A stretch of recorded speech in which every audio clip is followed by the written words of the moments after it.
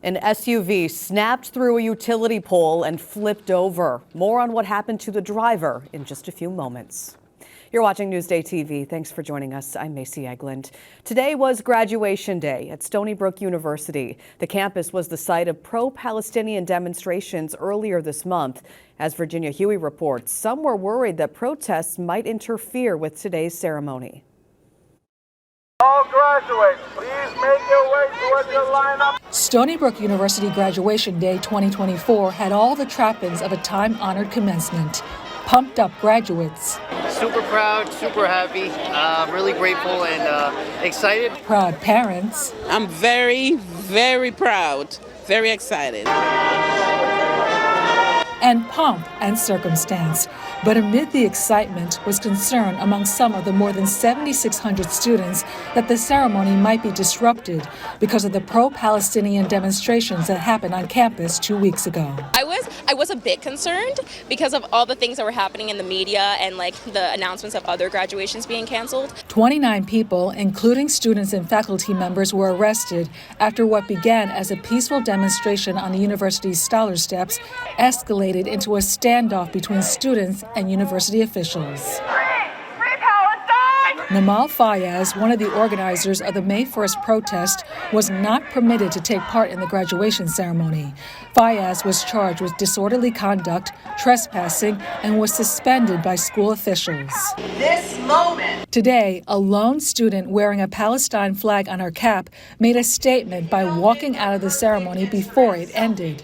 Welcome. University President Maureen McGinnis drew criticism from some of the graduates for not addressing the controversy in her speech. As a Muslim student on campus, I really had a lot of hope that our president would, talk more about Islamophobia and things like that. But school officials say commencement is about focusing on accomplishments. This is a great occasion for our students and their families, so we're actually focusing on that right now. In the end, the ceremony went off without a hitch, and the graduates say they are relieved. Everyone was happy, everyone was celebrating. In Stony Brook, I'm Virginia Huey for Newsday TV. Congratulations to the graduates. Now back to the latest on that flipped vehicle we told you about. The accident happened this morning on Brentwood Road between Louisiana and Mississippi Avenues in Bayshore. You can see their officers on the scene working to flip the SUV back onto its wheels. We're told the driver was taken to Southside Hospital. No word yet on his condition or what caused this accident. Get ready for some smoother driving on the northern state. The Parkway's repaving project is now complete ahead of schedule. Repaved lanes are between the Meadowbrook and Wantagh Parkways through Westbury Village and the town of Hempstead. Flood insurance premiums could double over the next decade because of rising sea levels. Sherry Einhorn has more in our special report, Paying the Price, Long Island's Stormy Future. It's a story you'll see only in Newsday.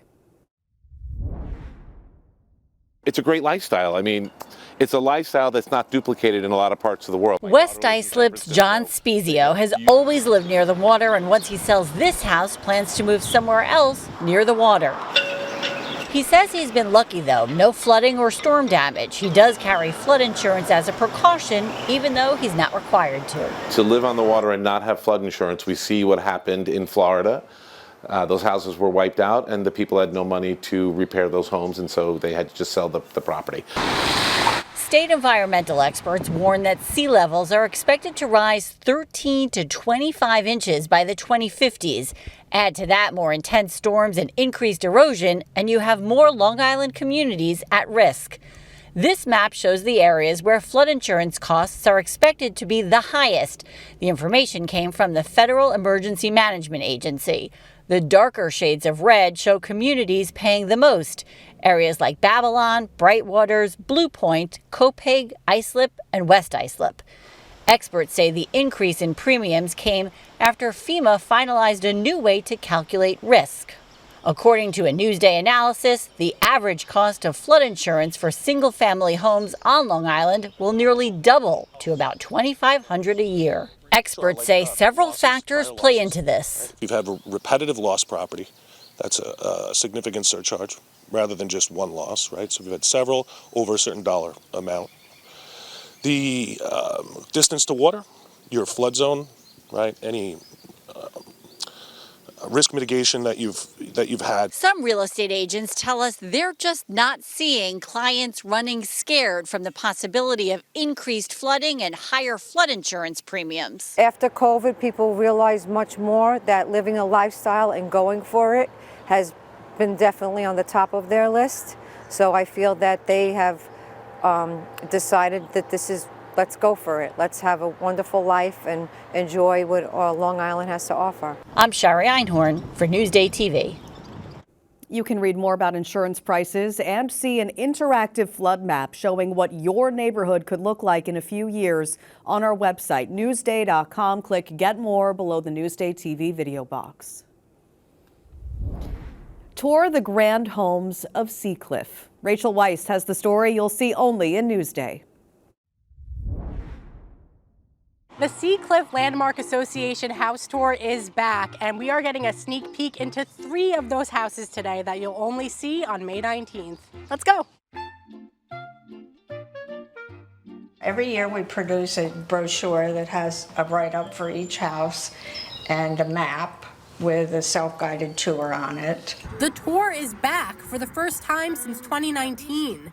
This year it will include 6 houses, from a cape with a mid-century modern style to a revamped Victorian. Lisa Brinberg will be opening up her late 1800s home to the public for the first time. We moved here, we bought the house 8 years ago. We moved in 7 years ago because we had a year's worth of work.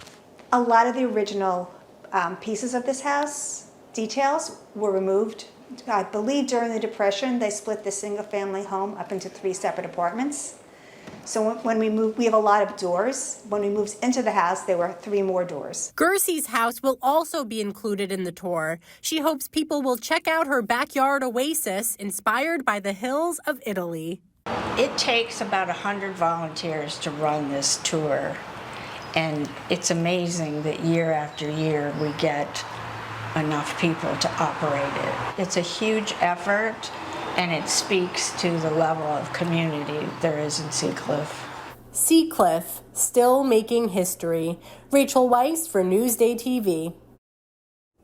Again, that's happening May 19th. You can read more about the Seacliff home tours on newsday.com. Click Get More below the Newsday TV video box.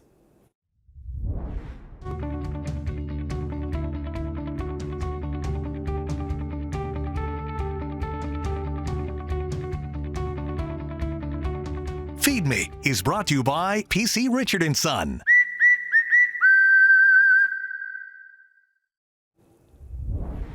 And get ready to eat your way through Port Washington. Elisa DiStefano shows us in today's Feed Me TV.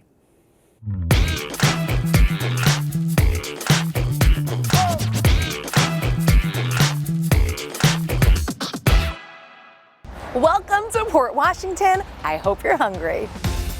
Here's where to eat on Main Street. So I could start my day with a shot. Absolutely. Like the healthy kind. What is this? That's right. So it's pineapple, lemon juice, and a few extra benefits. We'll do it like a shot. I'm out of practice. That'll wake you up. The new Lifestyle Cafe has a variety of wellness shots and juices. So we're also known for our avocado toast, the juices, and our overnight oats, and you can see the chia pudding right there. Hopefully, yeah, this goes a little smoother. I think it will. I'm really good. Awesome, I'm glad. That's one of our And healthy, good and healthy. Also brand new on the block, Flora's Wine Bar and Restaurant. Their menu is authentic Italian. If you're in the mood for a big bowl of bolognese, this is your spot, Mangia.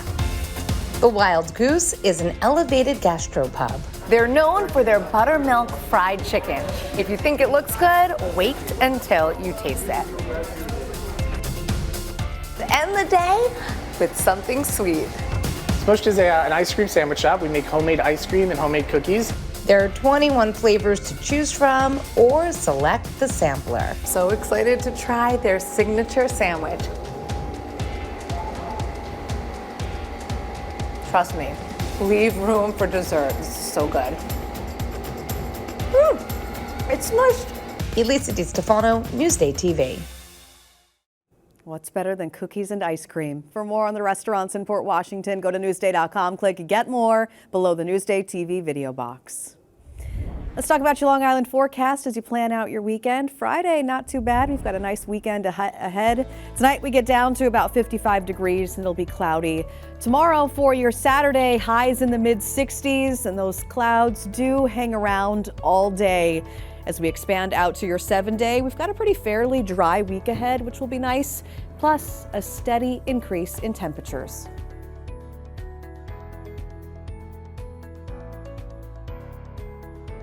Long Island weather is brought to you by Fire Island Ferries.